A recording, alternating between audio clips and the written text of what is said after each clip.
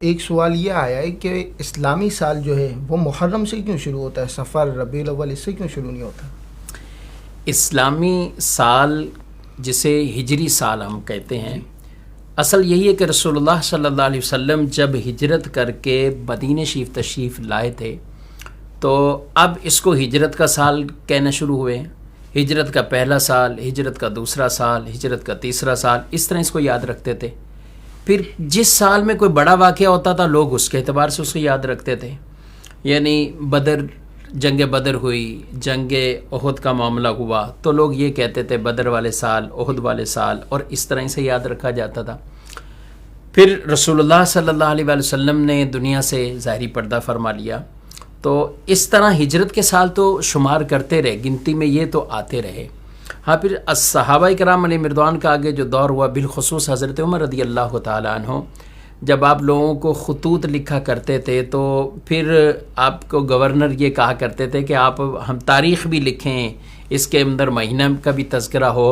اور تاکہ جو حکم نامہ دوسروں تک پہنچے وہ بھی بالکل واضح ہو اور تاریخ کی افادیت کا انکار نہیں کیا جا سکتا۔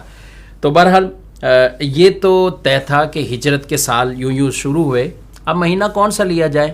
تو اس میں بعض نے کہا کہ مہینہ وہ لیں کہ رسول اللہ صلی اللہ علیہ وسلم جب مدینہ شریف آ گئے تھے، اور وہ ربیع الاول کا مہینہ تھا۔ جب ہجرت کر کے مدینہ پہنچے تو ربیع الاول شریف کا مہینہ تھا، تو ربیع الاول کو کہا کہ اس کو لے لیا جائے، اور اس پر بھی صحابہ کرام علیہ مردوان کی مشاورت ہوئی، بالخصوص سیدنا علی رضی اللہ تعالیٰ عنہ، وہ بھی اس مشاورت میں، حضرت عمر رضی اللہ عنہ نے خود ان سے بھی مشاورت فرمائی، حضرت عثمان غنی رضی اللہ تعالیٰ عنہ جو پہلے ہی فرمایا کرتے تھے، اور مشورہ یہ بھی وہ بھی یہ دیا کرتے تھے کہ اپنے سال کو محرم سے شروع کرو، کیونکہ حج کے بعد برکت والا یہی مہینہ، حج سے لوگ واپسی آتے تھے تو اس کو ایک اگلا سال شمار کیا جاتا تھا۔ اور محرم شریف کو مہینے کو ویسے بھی کئی طرح کی نسبتیں ہیں، اور عاشورہ کے دن کو بالخصوص کئی طرح کی نسبتیں، بڑے بڑے بہت سے ایسے واقعات جو یوم عاشورہ